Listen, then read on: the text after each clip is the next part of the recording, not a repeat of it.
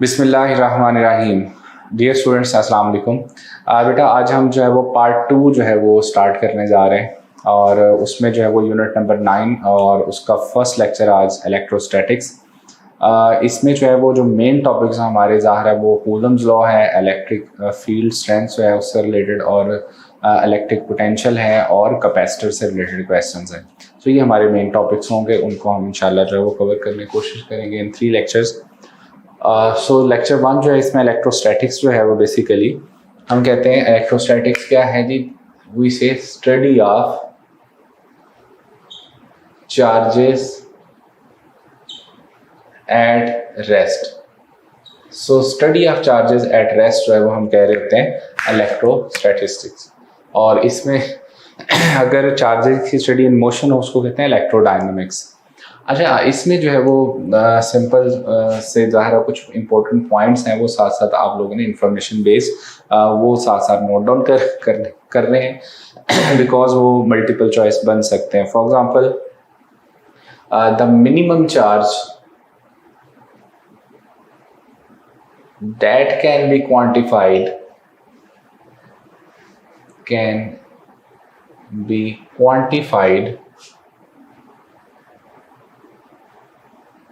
वो कितना हो सकता है जी, डेट इज इक्वलेंट टू हम कहते हैं 1 इलेक्ट्रॉन के इक्वल, और उस पे चार्ज होता है जी 1.6 10⁻⁻19 कूलम।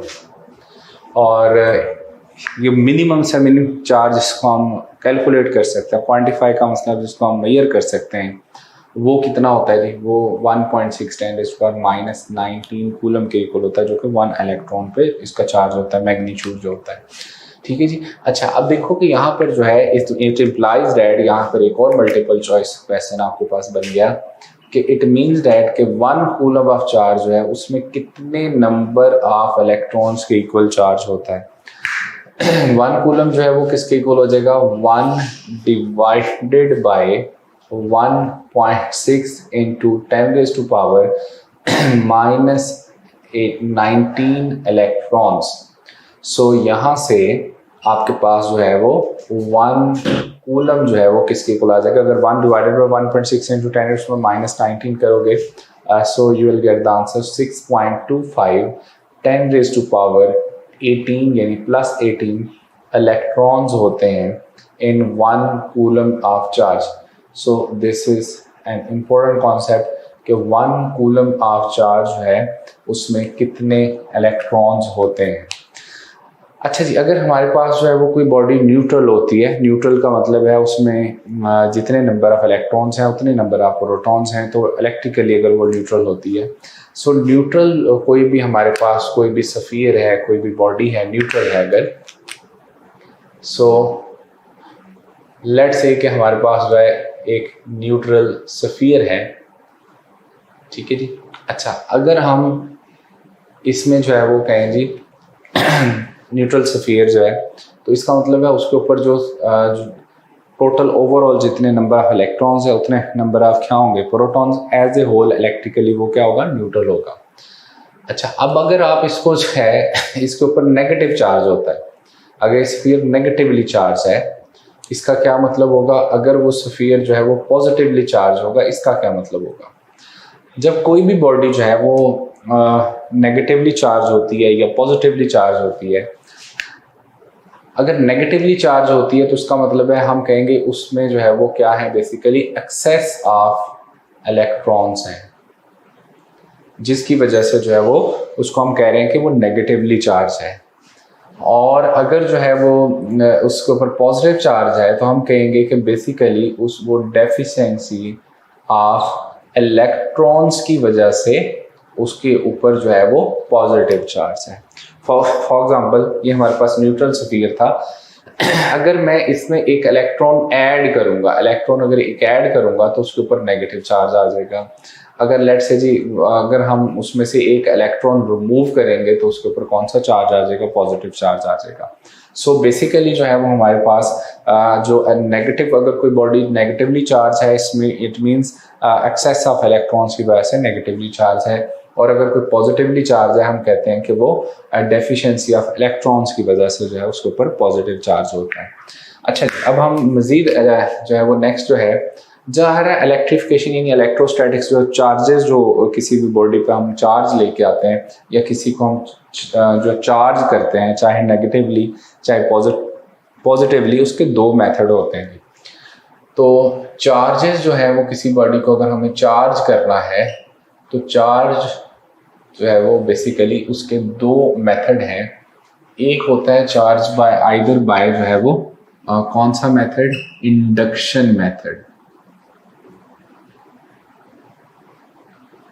और एक मेथड होता है जिसमें हम कहते हैं चार्ज जो है वो किसी बॉडी को अगर हम करें बाय कंडक्शन से, कंडक्शन एंड इंडक्शन। ठीक हो गया जी।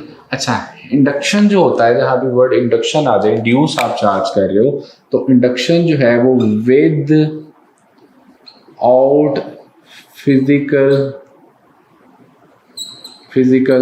कांटेक्ट जो है अगर हम किसी बॉडी को चार्ज कर लें तो ये जो मेथड है वो कौन सा कहलाएगा, इंडक्शन मेथड कहलाएगा। और अगर हम किसी बॉडी को विद फिजिकल कांटेक्ट जो है अगर चार्ज करें तो वो जो मेथड होगा वो कौन सा होगा, कंडक्शन मेथड होगा। For example we have two bodies A and B, और इनको हमने ना इन कांटेक्ट रखा हुआ है। दो इस तरह से न्यूट्रल बॉडीज ले लें, अभी ये दोनों न्यूट्रल हैं और उनको हमें इन कांटेक्ट रखा हुआ है। ठीक है जी, इन कांटेक्ट ए और बी। सो लेट्स से कि हमने इनको इन कांटेक्ट रखा हुआ। आप क्या करो, एक जो है वो चार्ज बॉडी जो कि हैवीली चार्ज है, लेट्स से उसके ऊपर हैवी पॉजिटिव चार्ज है। अभी ये दोनों इलेक्ट्रिकली क्या है, इस टाइम न्यूट्रल थी, दोनों बॉडीज न्यूट्रल हैं इस वक्त। आप क्या करते हो, एक बॉडी लेके आते हैं जिसके ऊपर हाईली पॉजिटिव चार्ज है, ठीक है जी, और आप इसके पास लेके आते हो बॉडी ए के पास, और ये पहले इलेक्ट्रिकली क्या थी, न्यूट्रल थी, और दूसरी बॉडी जो बी इसके साथ आपने इन कांटेक्ट में रखी हुई है वो, और ये दोनों जो है वो हमने इन कांटेक्ट में इनको आपस में पास रखा हुआ है। अब जो ही बॉडी आप जो हैवीली चार्ज बॉडी जिसके ऊपर पॉजिटिव चार्ज है इसको इसके पास लेके आएंगे, आप देखें ज़ाहिर है इट्स इंट्रिंसिक प्रॉपर्टी के पॉजिटिव को क्या करेगा, रिपेल करेगा, पॉजिटिव नेगेटिव को क्या करेगा, अट्रैक्ट करेगा। सो अब देखें इसमें जो है वो पॉजिटिव जो है उसने किसको अट्रैक्ट कर रहा है, नेगेटिव को, तो वो सारे इलेक्ट्रॉन्स को अगर अपनी तरफ अट्रैक्ट करेगा तो यहाँ पर इसके ऊपर जो है वो कौन सा चार्ज आ जाएगा, ए वाली बॉडी जो है इसके ऊपर नेगेटिव, उसमें क्या होंगे, एक्सेस ऑफ इलेक्ट्रॉन्स आ जाएंगे। तो बी भी न्यूट्रल था, ए भी न्यूट्रल था, तो बी के भी इलेक्ट्रॉन जो है वो मूव करके कहाँ आ जाएंगे, ए में आ जाएंगे। अब बी जो है चूंकि उसके इलेक्ट्रॉन ए वाली बॉडी में मूव कर गए हैं तो because of the attraction of the highly positive charge, तो इसमें जो है वो डेफिशिएंसी ऑफ इलेक्ट्रॉन हो जाएगी, तो इसके ऊपर कौन सा चार्ज आ जाएगा, वो पॉजिटिव चार्ज आ जाएगा, तो बी वाली पे पॉजिटिव चार्ज आ गया। अगर हम इन दोनों बॉडीज को अचानक सेपरेट कर दें तो इसका मतलब है ए जो है वो हमारे पास, ए वाली जो बॉडी थी वो नेगेटिवली चार्ज हो जाएगी, जबकि बी वाली जो बॉडी है वो पॉजिटिवली चार्ज हो जाएगी। So it is an example कि जिस तरह से हम जो है विद और फिजिकल कॉन्टैक्ट जो है वो हम बॉडीज को चार्ज कर सकते हैं। सो इसमें देखें जस्ट आप उस बॉडी को जो है वो हाईली पॉजिटिव चार्ज बॉडी को सिर्फ पास लेके आए थे, तो due to the electrostatic repulsion and attraction जो है वो इंडक्शन का फिनोमेना जो है वो हो सकता है। जैसे हम जो है वो हमारी बुक में भी इसकी एग्जांपल दी हुई है, Faraday's law of electromagnetic induction आप पढ़ते हो इसी तरह से। सो वो एक कंप्लीट जो है वो आपको उसमें यूनिट जो है वो एक इलेक्ट्रोस्टैटिक इलेक्ट्रोमैग्नेटिक इंडक्शन के बारे में आपको बताया हुआ है। अच्छा जी, जब हम कंडक्शन की बात करते हैं, कंडक्ट का मतलब होता है फिजिकल कॉन्टैक्ट। फॉर एग्जाम्पल जो है इसमें चार्ज बाय फ्रिक्शन जो है आप पढ़ा करते थे मैट्रिकुलेशन लेवल के भी, चार्ज बाय फ्रिक्शन। अब इसमें क्या होता है, फॉर एग्जांपल एक आप गिलास जो है, ग्लास रॉड जो है वो लेते हैं, ठीक है, लेट्स से ग्लास रॉड जो है, और इसको जो है वो आप रब करते थे किसके साथ जो है वो एक सिल्क के कपड़े के साथ जो है आप उसको रब करते हो, ठीक है जी। तो ग्लास रॉड लेके आप उसको सिल्क के कपड़े के साथ जो है वो लेट्स से उसको रब करते हैं तो फ्रिक्शन आ जाती है, फ्रिक्शन की वजह से ग्लास पे चार्ज आ जाता है। अब जो ग्लास है ये इलेक्ट्रॉन जो है वो लूज करेगा, तो इलेक्ट्रॉन लूज करने की वजह से इसके ऊपर जो है वो ग्लास रॉड के ऊपर कौन सा चार्ज आ जाएगा, पॉजिटिव। और सिल्क जो है वो चूंकि उसके ऊपर इलेक्ट्रॉन जो है वो एक्सेस में आ रहे हैं तो सिल्क का जो कपड़ा है उसके ऊपर कौन सा चार्ज आ जाएगा, नेगेटिव चार्ज आ जाएगा।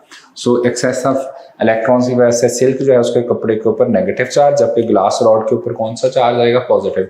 अच्छा, यहाँ पर जो फ्रिक्शन की वजह से चार्ज होता है वो क्यों होता है, देखें जो इलेक्ट्रॉन जो है ये इसी ग्लास रॉड के आउटर मोस्ट शेल में है, जब आप फ्रिक्शन से जो है वो उनको एनर्जी देते हो तो वो एक्साइट होके आउटर मोस्ट शेल से कहाँ आ जाते हैं, कंडक्शन बैंड में। और अगर उनको सफिशिएंट एनर्जी मिल जाती है तो वो वहाँ से बाहर आ जाते हैं, और बाहर आके जो है वो ज़ाहिर इलेक्ट्रॉन जो रिमूव हो गया तो इसलिए उसके ऊपर कौन सा चार्ज आ जाएगा, पॉजिटिव चार्ज आ जाएगा। जबकि सिल्क जो है उसमें इलेक्ट्रॉन जो है वो एक्सेस में आ रहे हैं इसलिए हम कह देते हैं उनके ऊपर नेगेटिव चार्ज आता है। तो there are two methods of electrification. Electrification mean charge किसी अगर हमें न्यूट्रल बॉडीज को करना है तो एक इंडक्शन मेथड होता है, दूसरा कौन सा मेथड होता है, कंडक्शन मेथड होता है। अच्छा, अभी हम बेसिक्स डिस्कस कर रहे हैं इलेक्ट्रोस्टैटिक्स की। इसमें जो नेक्स्ट जो है वो पॉइंट याद रखना है कि देखो जैसे मैथ मेजरमेंट के लिए फिजिकल बैलेंस होता है, फोर्स मेजरमेंट के लिए न्यूटोनियन बैलेंस होता है, इसी तरह से हम कहते हैं कि जो चार्ज मेजरमेंट के लिए, फॉर द चार्ज मेजरमेंट के लिए जो हम इंस्ट्रूमेंट यूज़ करते हैं वो उसको हम कहते हैं टॉर्शनल बैलेंस।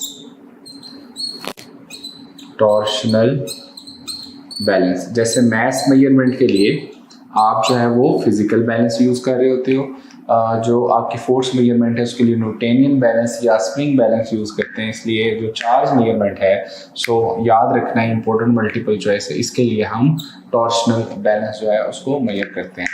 टोटल चार्ज किसी भी बॉडी पर जो है, टोटल चार्ज अगर हमें किसी भी बॉडी के ऊपर फाइंड करना हो तो that is given by the formula Q is equal to number of electrons multiply by charge on one electrons. ठीक है जी। सो इस तरह से इससे रिलेटेड, इस फॉर्मूला से रिलेटेड बहुत सारे क्वेश्चंस पूछे जा सकते हैं। फॉर एग्जांपल आपसे पूछा जा सकता है जी, how many electrons are to be added to a neutral and isolated sphere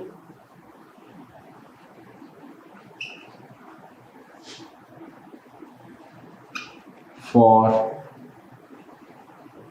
charge to charge it equal to आप कह सकते हैं 8 into 10 raised to power let's say -8 coulomb. ठीक है जी। अब देखो कि ये वाला जो क्वेश्चन है इसमें जो कितने इलेक्ट्रॉन जो है इसमें ऐड करें। जो हमारे पास देखो जो एफिशिएंट जो आप किसी में ऐड करते हो इलेक्ट्रॉन उसके ऊपर कौन सा चार्ज आता है, नेगेटिव चार्ज होता है एक्सेस ऑफ इलेक्ट्रॉन्स की वजह से। और एक इलेक्ट्रॉन रिमूव करते हो तब पॉजिटिव चार्ज आता है, ताकि जो है वो उसमें जो एक डेफिशिएंसी ऑफ इलेक्ट्रॉन्स की वजह से। सो यहाँ पर देखें हमारे पास क्योंकि सिंस फॉर्मूला है Q is equal to N into E, यहाँ पे नंबर ऑफ इलेक्ट्रॉन्स उसने पूछे, Q ओवर E कितना चार्ज कह रहा है उस स्फीयर को हमें करना है, total charge 8 into 10 raised to power -8 coulomb charge होना चाहिए। 1 इलेक्ट्रॉन पे चार्ज कितना होता है 1.6 10 raised to power -19 कूलम।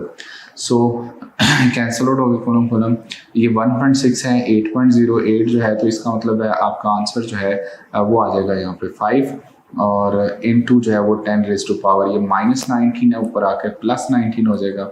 सो हम कहेंगे 5 into 10 raised to power 11 electrons अगर हम इसमें ऐड कर दें स्फीयर में तो उसके ऊपर जो चार्ज है वो आपके पास -8.0 into 10 raised to power -8 electrons आ जाएगा। ठीक हो गया जी। सो इस तरह के जो क्वेश्चंस हैं वो टेस्ट का हिस्सा बन सकते हैं, इम्पोर्टेंट है, याद रखना है।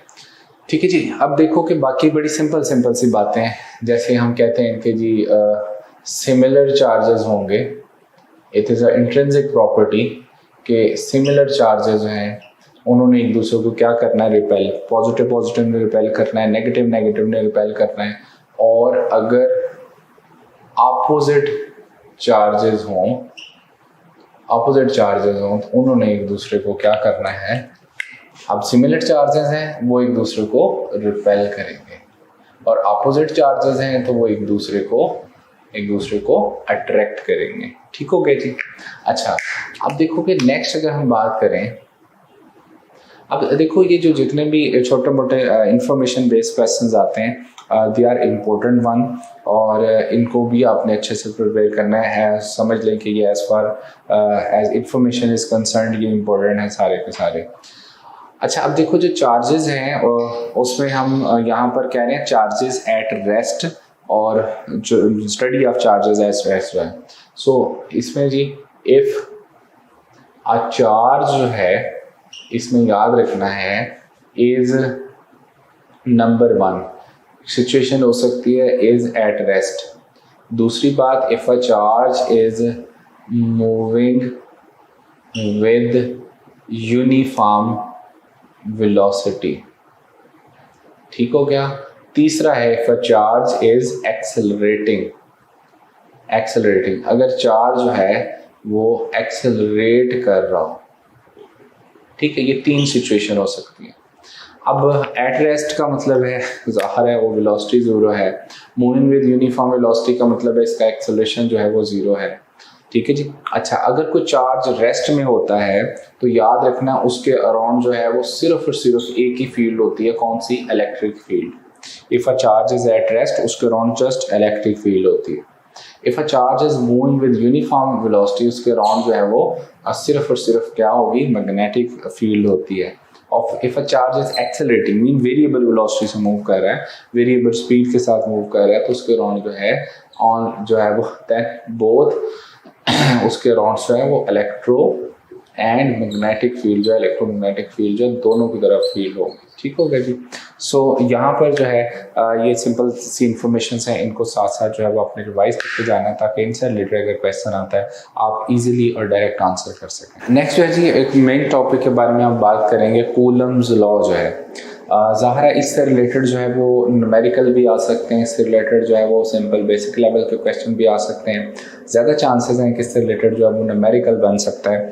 सो हम इसको डिटेल में डिस्कस करेंगे। कूलम्स लॉ जो है देखिए इसके अकॉर्डिंग जो है वो कहता है the electrostatic force of repulsion, the electrostatic force of attraction या रिपल्शन जो है, electrostatic force of attraction or repulsion between the 2 point charges।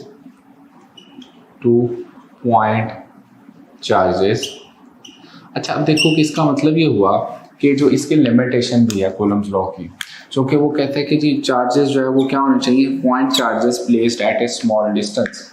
और अगर चार्जेस जो है वो बहुत हैवी हों, बहुत ज़्यादा हों, सो फिर जो है उसके ऊपर कूलम्स लॉ जो है मे नॉट बी एप्लीकेबल। लेकिन पॉइंट चार्जेस का क्या मतलब होता है कि उनका ऊपर जो चार्ज है वो उसकी वैल्यू जो है वो क्या होती है, वो कम होती है, स्मॉल चार्जेस आप कह सकते हैं। सो इसमें देखो अब कहते हैं इलेक्ट्रोस्टैटिक दोनों तरह की फोर्स हो सकती है, फोर्स ऑफ अट्रैक्शन भी हो सकती है, फोर्स ऑफ रिपल्शन भी हो सकती है। तो फोर्स ऑफ अट्रैक्शन और repulsion between the 2 point charges जो है तो कहते हैं जो उसमें जो है वो फोर्स जो है वो डायरेक्टली प्रोपोर्शनल टू क्या होगी, product of their magnitudes, and जो है वो इनवर्सली प्रोपोर्शनल टू क्या होती है, स्क्वायर डिस्टेंस बिटवीन देम। इसका मतलब ये हुआ यहाँ से जो आपके पास फोर्स आ जाएगी डेट विल बी, जब प्रोपोर्शनलिटी साइन हटाएंगे तो हम कहते हैं के Q1 Q2 over R square. सो ये आपके पास जो है वो जो बेसिक फोर्स है इलेक्ट्रोस्टैटिक फोर्स में उसका फॉर्मूला आ गया जी। ठीक है।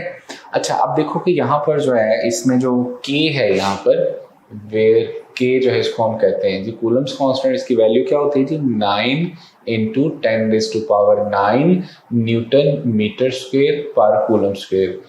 9 इंटू 10⁹ इंटू 10 देखिए जी न्यूटन मीटर स्क्वायर पर कूलम स्क्वायर। एंड इसको हम यूं भी लिखते हैं k is equal to 1/4 pi epsilon naught होता है।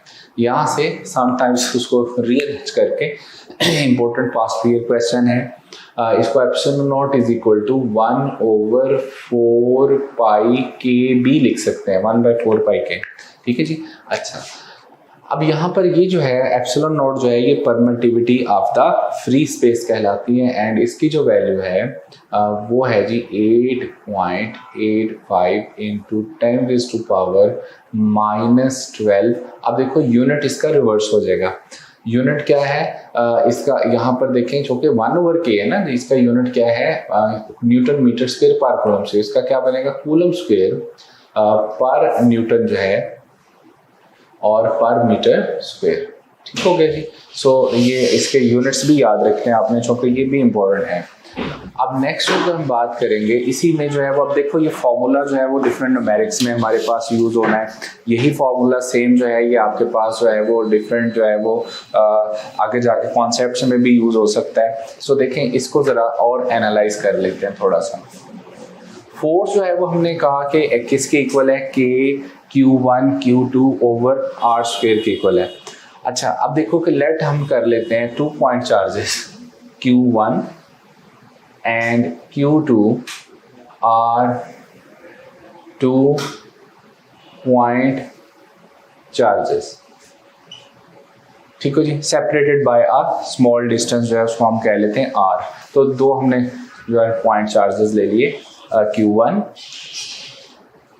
लेट से पॉजिटिव चार्ज है, नेगेटिव चार्ज है व्हाटएवर Q1, और एक जो है वो हमने चार्ज सपोज कर लिया Q2, और दोनों पॉइंट चार्जेस जो हैं they are separated by a small distance r। अच्छा जी, अब देखो जो अगर तो दोनों के दोनों पॉजिटिव चार्ज हैं तो वो एक दूसरे को रिपेल करेंगे, अगर दोनों नेगेटिव चार्ज हैं वो एक दूसरे को क्या करेंगे, एक जो है वो रिपेल करेंगे। अगर एक पॉजिटिव है एक नेगेटिव है वो एक, तो वो दोनों एक दूसरे को अट्रैक्ट करेंगे। सपोज कर ये दोनों पॉजिटिव चार्ज हैं, ये भी पॉजिटिव चार्ज है, ये भी पॉजिटिव चार्ज है, तो अब इसका मतलब है वो दोनों एक दूसरे को क्या करेंगे, रिपेल करेंगे। सो रिपल्शन की जो फोर्स होगी, ये जो चार्ज वो जो है वो हम कहेंगे ये फोर्स आ गई, ये फोर्स आ गई। मैं कहूँगा कि ये जो फोर्स है ये जो है वो चार्ज 1 के ऊपर फोर्स है बिकॉज ऑफ चार्ज 2 जो है उसकी वजह से जो फोर्स है। यहाँ मैं कहूँगा कि ये जो चार्ज 2 के ऊपर जो फोर्स है that is because of charge 1 है।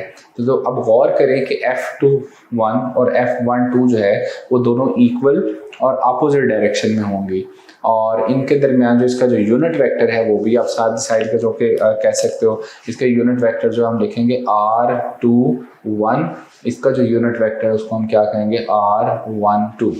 ठीक हो गया। So according to the concept जो है कहते हैं चूँकि ये जो सेंस जो है F12 जो है is equal and opposite F21, it means that हम यहाँ से कंक्लूड कर सकते हैं कि ये जो इलेक्ट्रोस्टैटिक फोर्स है या कूलम्स फोर्स है ये क्या करती है जी, ओबेज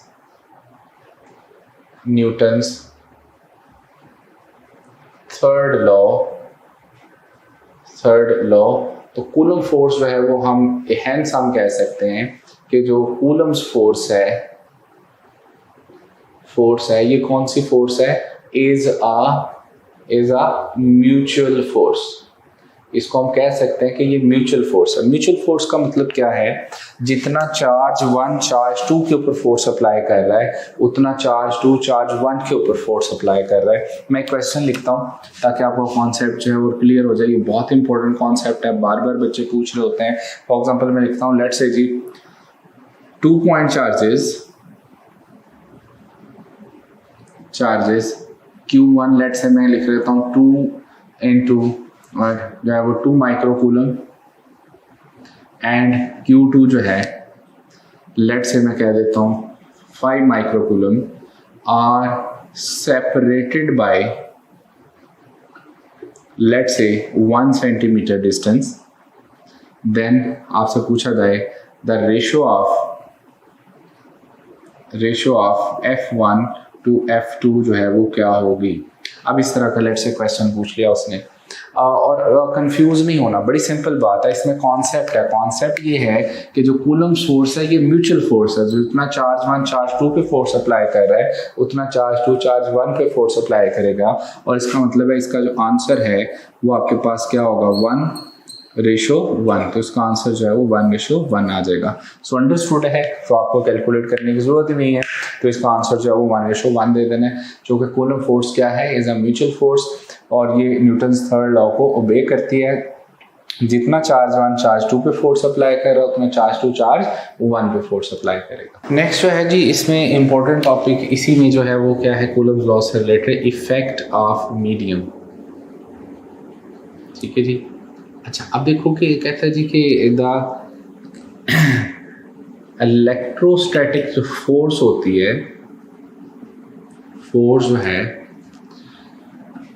जब हम कोई भी मीडियम जो इंट्रोड्यूस करवाते हैं, ठीक है जी, रिड्यूसेस जो है डिक्रीज हो जाती है, रिड्यूस हो जाती है, decreases when a dielectric medium जो है is introduced between the point charges। अच्छा, ये जो पॉइंट चार्जेस हैं, जैसे मैंने कहा इनका जो चार्ज है वो स्मॉल होता है। कितना स्मॉल होना चाहिए? अगर चार्ज की वैल्यू जो है as compare to distance between the point charges it's very small, तो उनको हम पॉइंट चार्जेस कह रहे होते हैं। सो अब देखो कहते हैं जी कि द इलेक्ट्रॉन जो है, इलेक्ट्रोस्टैटिक फोर्स जो है वो डिक्रीज हो जाती है, रिड्यूस हो जाती है। कितनी रिड्यूस हो जाती है? डेट इज सपोज करेंगे हमारे पास जो पॉइंट चार्जेस जो है, अगर उन पर फोर्स जो है वो रिड्यूस कितने फैक्टर से होगी, न्यू फोर्स जो होगी that will be 1/ε0 times the जो है फोर्स जो है वो जो एक्चुअल फोर्स थी। इसको हम कह सकते हैं, अगर उनके दरमियान कोई मीडियम नहीं होता तो उसको वैक्यूम कह सकते हो, और मीडियम आने के बाद उसको हम एफ मीडियम भी कह सकते हैं। सो यहाँ से ε0 यानी रिलेटिव जो है वो इसमें परमिटिविटी जो है वो क्या होती है, किसकी इक्वल हो जाएगी, that would be equal to F vacuum over F medium। ठीक हो गया जी। तो यहाँ से ये आपके पास रिलेटिव परमिटिविटी का फॉर्मूला आ गया। फॉर एग्जाम्पल जी, इससे में बड़े सिंपल क्वेश्चन आ सकते हैं। लेट्स से आपसे कहा जाए कि दी electrostatic force between the 2 point charges is, let's say, 16 Newton. If a dielectric medium of relative permittivity, let's say वो हम कहते हैं 4, is introduced between them, then new force जो है वो क्या होगी। इस तरह के क्वेश्चन आमतौर पे पूछे जाते हैं। तो आपने कहना है जी कि चूंकि वो फोर्स जो है वो 1/ε0 टाइम्स रिड्यूस होगी, तो new force would be equal to 1/ε0 times the actual force. So F prime will be equal to 1/ε0 कितना है 4, और फोर्स की वैल्यू जो है वो 16 न्यूटन। सो जो न्यू फोर्स होगी that would be equal to, हम कहेंगे 4 न्यूटन। अच्छा, इसका ना रिवर्स भी क्वेश्चन पूछा जा सकता है, कुछ बुक्स में इसका रिवर्स भी गिवन है, और वो भी आपने जो है वो अच्छे से उसको गो थ्रू कर लेना। कैसे? देखो इसी क्वेश्चन का रिवर्स क्या बनेगा कि हमारे पास जो है वो 2 पॉइंट चार्जेस हैं और उनके दरमियान एक जो है वो डाइलेक्ट्रिक पड़ा हुआ है जिसकी वैल्यू है 4। तो आपसे पूछा जाए इफ जो है वो डाइलेक्ट्रिक जो है वो इज रिमूव्ड, मैंने यहाँ कहा है डाइलेक्ट्रिक मीडियम इज इंट्रोड्यूस करने के बजाय वो क्या कहे, इज रिमूव्ड। जब उसको आप रिमूव कर देंगे तब जो फोर्स है वो इंक्रीज होगी। कितने टाइम्स? 4 टाइम्स। 4 से मल्टीप्लाई कर दें। अब देखो ना, हम यहाँ 4 से डिवाइड कर रहे हैं उसको। तो जब आप डाइलेक्ट्रिक मीडियम प्लेस करोगे तो फोर्स कम होगी, रिड्यूस होगी। जब आप उसको रिमूव करेंगे तो फोर्स उतने टाइम्स क्या होगी, बढ़ जाएगी। चूंकि ε0 जो है it is a ratio of 2 same quantities का कोई यूनिट नहीं होता। और एक और इम्पोर्टेंट बात जो है, ये जो ε0 है इसकी जो वैल्यू है that is always greater than or equal to 1, ये कभी भी लेस देन 1 नहीं होता। इसका मतलब है कि इलेक्ट्रोस्टैटिक फोर्स है ऑलवेज डिक्रीजेज, आप कह सकते हो कि हमेशा जो है वो डिक्रीज होती है, ऑलवेज उसने डिक्रीज होना है जब भी आप कोई डाइलेक्ट्रिक मीडियम इंट्रोड्यूस करेंगे।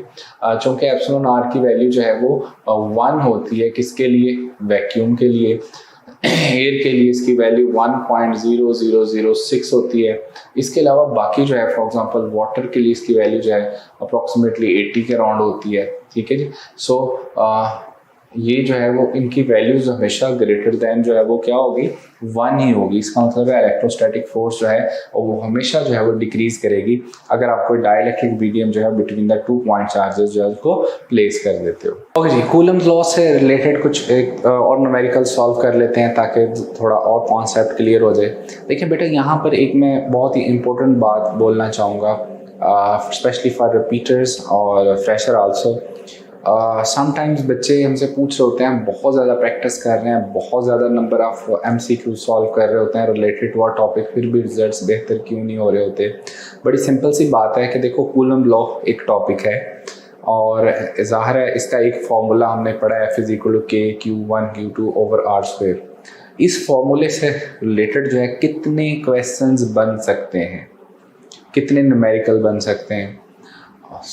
वो तो बहुत सारे बन सकते हैं, थाउजेंड्स ऑफ MCQs जो है वो can be generated using this formula.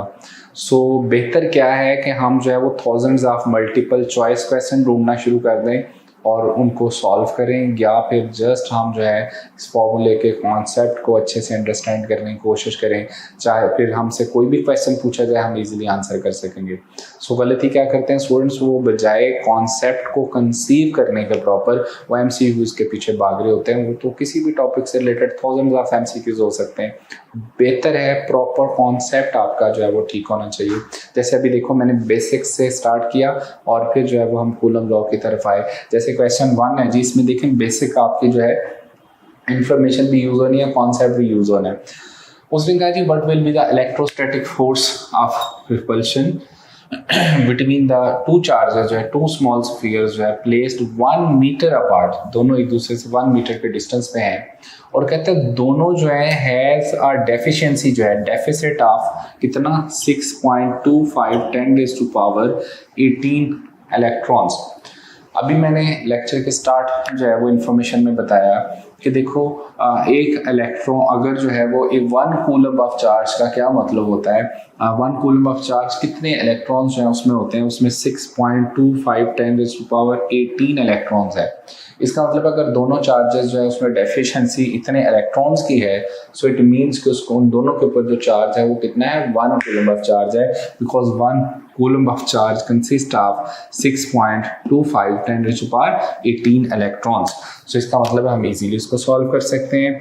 F = देखें जस्ट ये एक अंडरस्टैंडिंग से, एक कॉन्सेप्ट से कितना इजी हो जाएगा, K Q1 Q2 over R²।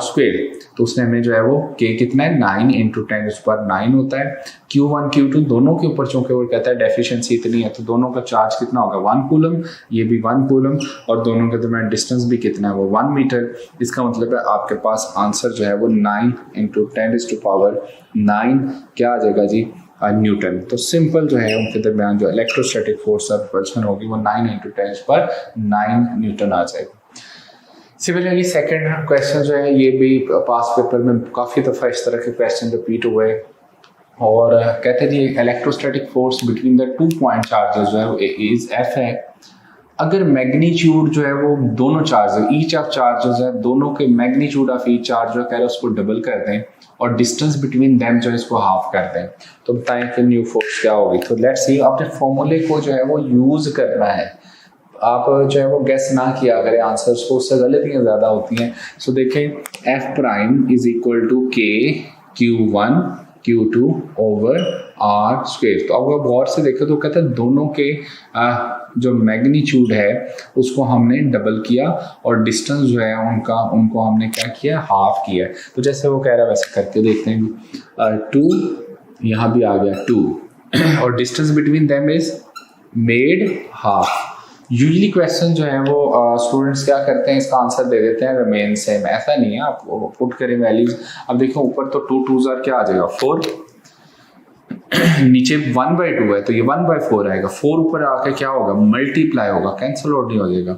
तो यहाँ आपके पास जो है वो क्या आ जाएगा 4 मल्टीप्लाई बाय 4, तो टोटल कितना हो जाएगा 16k Q1 Q2 over are square. तो f इज इक्वल टू क्या आ जाएगा 16 टाइम्स जो है as that of the original जो है उसकी फोर्स जो है वो इंक्रीज हो जाएगी। तो समटाइम्स हमें यहाँ फोर्स गिवन होती है, आप उसको मल्टीप्लाई करेंगे 16 से आंसर आ जाएगा। अगर इस क्वेश्चन में होता कि मैग्नीट्यूड ऑफ ईच चार्ज उसको भी डबल किया गया और डिस्टेंस जो है उसको भी हम डबल कर दें, फिर 2 का स्क्वायर जो है 4 आता, 4 4 से कैंसिल आउट होता, फिर हम कहते हैं इलेक्ट्रोस्टैटिक फोर्स जो है दैट विल रिमेन सेम। ठीक है जी। समटाइम्स हमें चार्जेस जो है उसके मैग्नीट्यूड्स गिवन होते हैं, डिस्टेंस गिवन होता है, हमें जो है वो उसका न्यूमेरिकल सॉल्व करना होता है। तो ऐसे सिचुएशन में आपने वाइजली सॉल्व करना है कैलकुलेशंस, ताकि आपका आंसर जो है वो करेक्ट आए। तो फॉर्मूला जी हमारे पास f is equal to k Q1 Q2 over are square. यहाँ से देखें जी हमारे पास फोर्स जो है वो हमें फाइंड करनी है। k की वैल्यू होती है 9 × 10⁻⁹। Q1 जो है वो हमारे पास कितना बताया वो उसने 1.5 × 10⁻⁻6 मल्टीप्लाई बाय सेकंड चार्ज बताया वो 3 × 10⁻⁴ डिवाइडेड बाय आर स्क्वायर। दो डिस्टेंस क्या है 1.5 मीटर, तो 1.5 स्क्वायर का मतलब 1.5 दो दफा आ जाएगा। ठीक है जी, 1.5 का स्क्वायर। अगर आप गौर करें तो मैं जरा एक वाइजली सॉल्व करना चाहूँ तो देखो 1.5 से कैंसिल आउट हो गया। ठीक है जी, ये जो 1.5 है 3 का हाफ होता है ना, तो ये यहाँ पर आपका इसका मतलब क्या आ गया 2। सो 9 2 जो है वो आपके पास यहाँ क्या आ गया 18। सो अब देखो मैंने फ्रैक्शनल वाले पार्ट को अलग कर लिया 18, बाकी जितने भी आप पावर्स बची हैं उनको मैं सॉल्व कर लूँगा।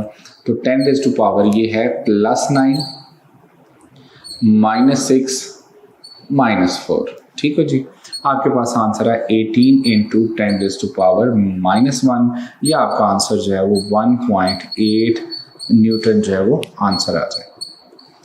ठीक है जी, तो इस तरह के जो है वो क्वेश्चंस आमतौर पर जो है वो पूछे जाते हैं जो कूलम लॉ से रिलेटेड होते हैं। सो डिफरेंट टाइप के क्वेश्चंस कोशिश किया करें। अब टाइप्स ऑफ क्वेश्चन जो है उनको नोट डाउन करें। टाइप्स ऑफ क्वेश्चन लेक्चर में टाइप्स ऑफ क्वेश्चन जो आपकी प्रैक्टिस बुक्स है वहाँ से कहीं से भी जो है वो न्यू टाइप का क्वेश्चन मिलता है उसको अपने नोट्स का पार्ट बनाएं।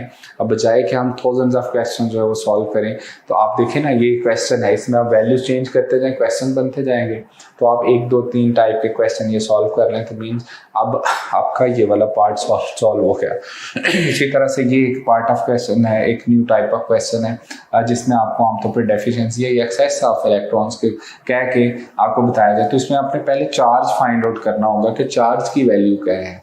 ठीक है जी, ये भी एक टाइप ऑफ क्वेश्चन है। तो इस तरह से टाइप ऑफ क्वेश्चन जो है वो आपने जो है वो उनको जो है वो इकट्ठा करना होता है ताकि आपकी प्रैक्टिस अच्छी हो सके। अच्छा जी, यूएचएस के सिलेबस के अकॉर्डिंग जो है वो एक टॉपिक हमें और बताया हुआ है, the comparison between gravitational force और इलेक्ट्रोस्टैटिक फोर्स। जो है इनमें कंपैरिजन भी जो है वो आपको पता होना चाहिए।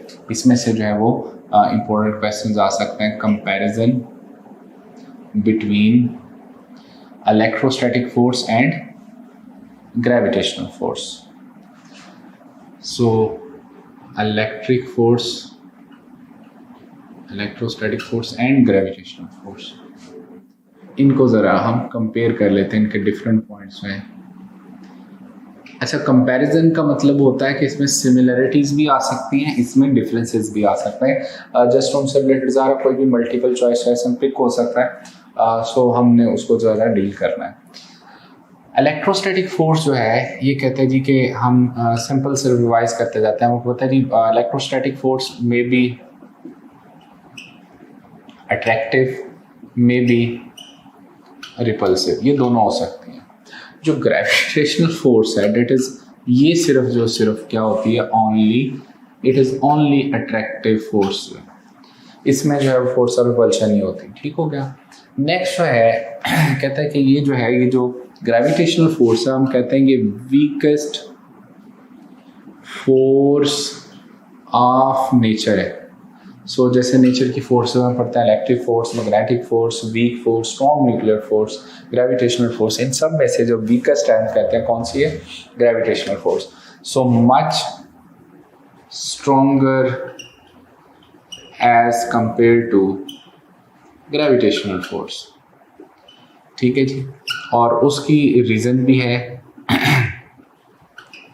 अगर आप गौर करें तो इसमें जो कांस्टेंट की वैल्यू है वो होती है जी k is equal to 9 into 10⁻⁹ newton metre square पर कूलम स्क्वेयर, जबकि ग्रेविटेशनल कांस्टेंट की वैल्यू जो है वो g इज इक्वल टू हम कहते हैं 6.67 10⁻11 जो है न्यूटन मीटर स्क्वेयर पर किलोग्राम स्क्वेयर. तो देखें जो है वो कांस्टेंट्स की वैल्यूज में कितना डिफरेंस है.